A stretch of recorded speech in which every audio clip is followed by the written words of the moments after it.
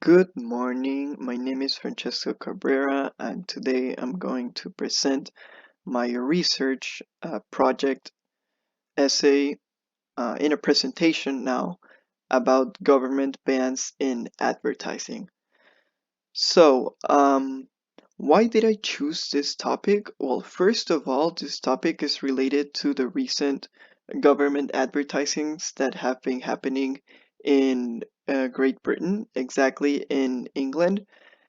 And what what has happened is that the government is now um, doing an intervention in the media. So if a company wants to um, publicize an ad, it would have to be reviewed by the government first in order to check if there is any extreme bias or any gendered portrayal in a negative way. So, I chose this topic because I like everything that has to do with advertising, um, storytelling, filmmaking. So, everything that involves creating a story and trying to call for the public to like join your cause or call for action, everything that involves that, I'm really passionate about it.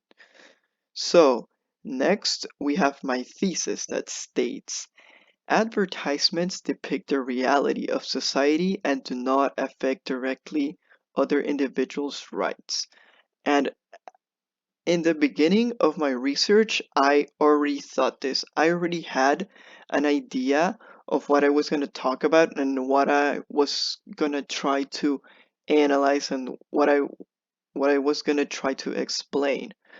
So, what I mean with my thesis is that advertisements are just a mirror of the society that we live in because producers don't want to depict a fictional world because that's not going to get them to sell. That is their ultimate purpose, or to join a cause, because if you if you want to join a cause or buy something, it's for reality. It's This is not a movie in that sense, because um you're not you're not just using it for entertainment, you're using it more for gaining value out of it, gaining be parting of a group and gaining some recognition.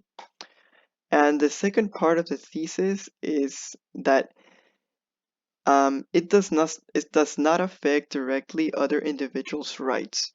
And I believed that at the beginning of my research that was true, because you're just making, well, the producer is just making an advertising about an idea that he had for um, like promoting his service or product. So how would he be intervening with another person's rights? So that's basically what my thesis is about. So moving on to point one.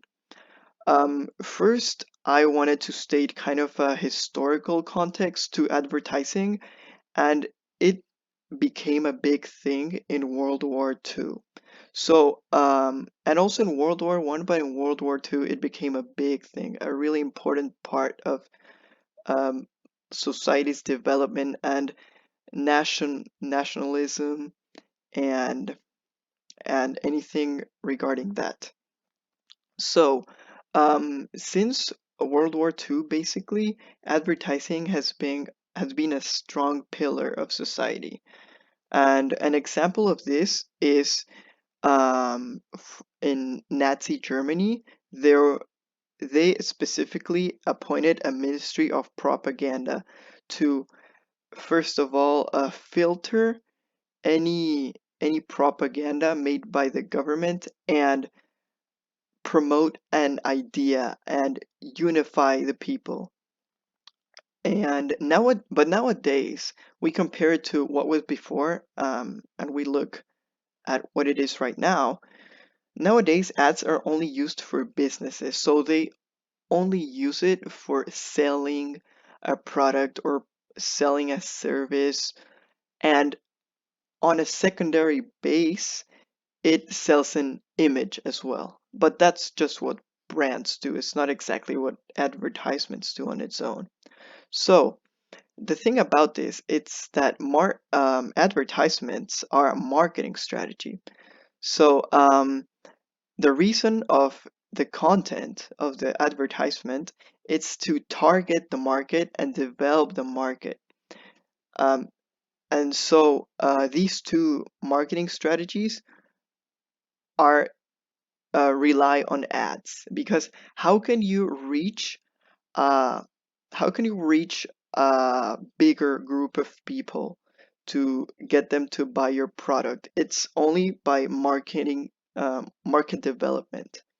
Or what about that you have such a broad group of people that um, they don't really feel like identified by what you're trying to portray in your advertisement, so you have to do market targeting and target a specific group. So if you're I don't know, selling if you're selling deodorants, what you do is target a specific group. So this deodorant is for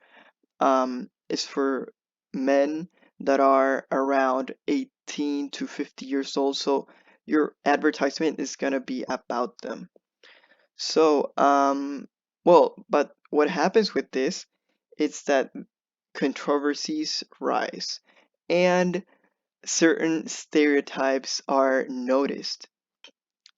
But the thing with this is that the target audience, it's maybe is not that a group that feels offended by that specific advertisement. So what I'm trying to say here is that each advertisement is produced to a certain audience. It's not for everyone. They so it's like so advertisements are like publishing a book. So it's just a personal opinion. So in a book there can be stereotypes and everything. There will still be controversies, but advertisements are the same thing. And that's how we move to point two, that advertisements are mainly and basically a producer-consumer relationship. So the producer aligns with the context of the consumer. For example, if an advertisement, if you're advertising toys, let's say action figures versus dolls, um, you are gonna want to address them separately, because like one advertisement of action figures for boys and one advertisement of dolls for girls, because historically boys tend to play with action figures rather than dolls, and girls tend to play with dolls rather than action figures. So so that's basically how it's gonna be. And according to the Scandinavian Journal of Psychology, and the stats it presents, the statistics, women are more likely to be the user rather than the authority. So, which this means that the advertisements are usually for women instead of created by women. So the point of view from which the advertisement is told is from a man, the point of view of a man towards a woman. So maybe that generates a little bit of bias. And according to the power paradox, those with less power are underrepresented. And because women are underrepresented in the production of advertisements, you can say that in this area they hold a little bit less power than men, and that's what raises this uh, controversy, that like if government should ban advertisements. And So in this is when we move to point three that says um, that basically advertisements are a reflection of society. As I explained in my hypothesis, it's just a reflection of it's just the view of the producer and what he sees in society. And this is said by Sociological Quarterly, that is a producing journal, an academic journal. And but the thing with this is that harmful messages in advertisements can cause chain reactions. So if a bad message or negative portrayal of a certain group is publicized, then it can cause a chain reaction and or a domino effect, and it can be replicated.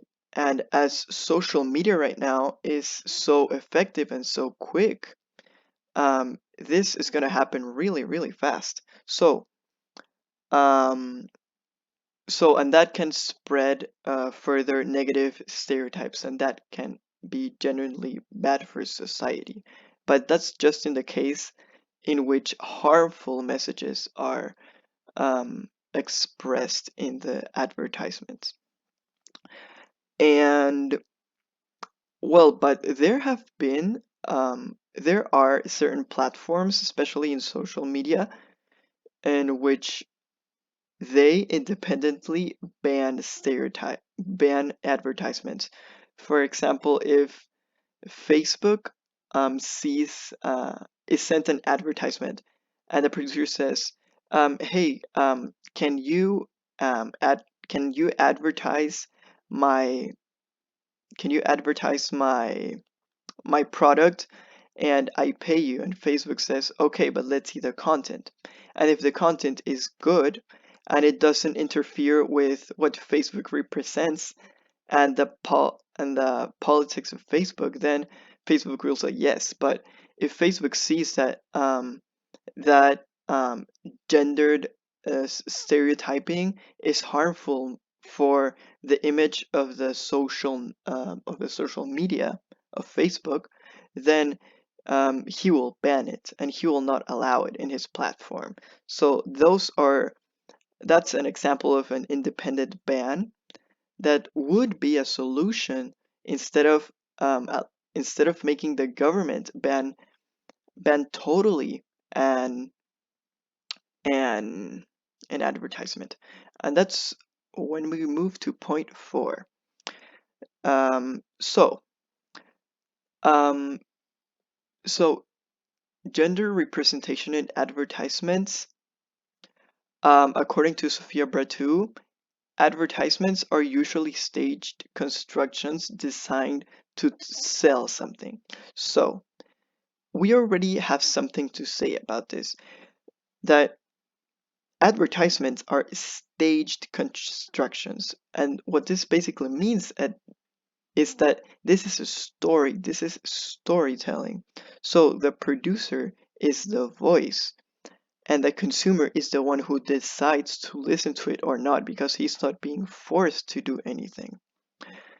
And the content is not a law of behavior. So the producer is not stating that this is gonna be a law and this is how it is. That's just a personal opinion, or that's how the producer uh, sees the world. So the producer, in order to make his advertising more genuine, he needs to fit into the world of the spectator. And for this, um, an article called "Why the US Ad Industry Will Never Regulate Gender Stereotypes" says agencies and brands need to be more intentional with our creative casting and storytelling decisions. And what this basically means is that um, brands, producers need to be more cunning when choosing these elements. So if they are trying to make an advertisement that involves a whole family, they should portray it all equally, doing um, roles that are not that are not biased by gender, and that would be a good strategy for this. And now my conclusion. So I believe that as I said in the beginning, and supporting my thesis, is that gender advertising should not be banned because advertising is actually part of your freedom of speech. You're just presenting an opinion. It's like doing a book about a specific topic um, that presents a little bit of gender stereotypes, or maybe it's like a movie that presents gender stereotypes, but it's the point is that it's your opinion. So suppressing um, a story that you created with without harming anyone, just presenting a personal opinion, it's kind of silencing. It's kind of silencing the producer. If the government does that, it's basically the opinion of a few outweighed the opinion of the majority, so or the people. So um, the opinion of the authority should not be above the opinion of the commoner. Then power is actually intrinsic to human interaction. So there will always be power disparities between genders, um, between certain people specific to their roles in society. So power is always moving, is constantly shifting. So differences and stereotypes will always be there.